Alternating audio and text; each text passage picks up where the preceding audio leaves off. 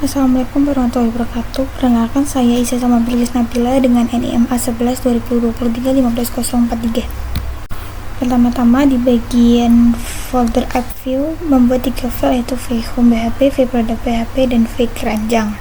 Pada bagian vhome PHP menampilkan 2 elemen tautan atau link yang nantinya akan menuju halaman project dan keranjang.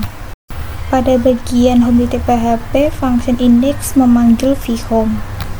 env berisi kumpulan environment variable yang mungkin dibutuhkan project. File env ini otomatis dipanggil ketika project dijalankan. File env biasanya berisi data sensitif. env bagian production diganti development. Environment akan diubah kembali menjadi production saat project sudah lolos tahap pengujian dan siap untuk diakses oleh publik. Rute untuk URL project menggunakan controller baru bernama product controller. Untuk URL keranjang menggunakan controller baru bernama transaksi controller. File layout ini terdapat komponen-komponen penyusun dari sebuah tampilan seperti header, footer, dan sidebar. Setelah dibagi menjadi komponen header, sidebar, footer, dan konten, kemudian dipanggil menggunakan komponen footer, komponen sidebar, komponen header, dan juga bagian konten. Kemudian lakukan extend pada file view tersebut, misalnya layout akan digunakan pada halaman beranda. Menambahkan bagian tersebut untuk mengambil path dari URL untuk menentukan halaman apa yang sedang diakses oleh user disimpan dalam variabel HLM. Kemudian kita menyesuaikan di bagian cart.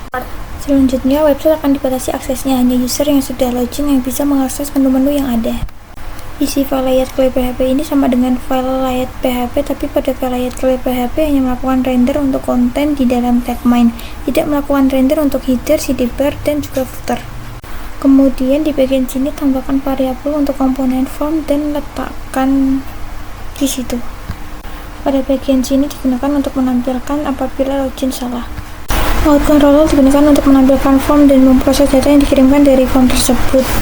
Ini digunakan untuk menampilkan halaman login, mengirim data user login, dan mengakhiri sesi. Data role biasanya digunakan untuk membedakan peran antar user, misalnya yang sedang login saat itu adalah admin atau user tamu atau quest. Sidebar PHP kemudian pada menu produk, menu ini hanya akan muncul pada akun yang login dengan role admin atau tidak muncul pada user dengan role tamu, sehingga perlu ada pengecekan kondisi variabel role yang ada pada session menggunakan if. Kemudian di bagian filter PHP akan muncul tampilan seperti ini dan ditambahkan out di bagian app filter. Kemudian untuk tampilan di webnya akan muncul seperti ini, lalu masukkan username dan password. Apabila salah akan muncul peringatan username dan password salah. Kemudian kita coba lagi.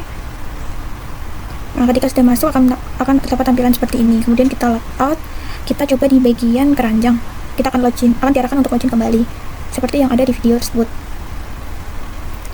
Sama jika kita juga di bagian produk, maka juga akan diarahkan untuk login kembali.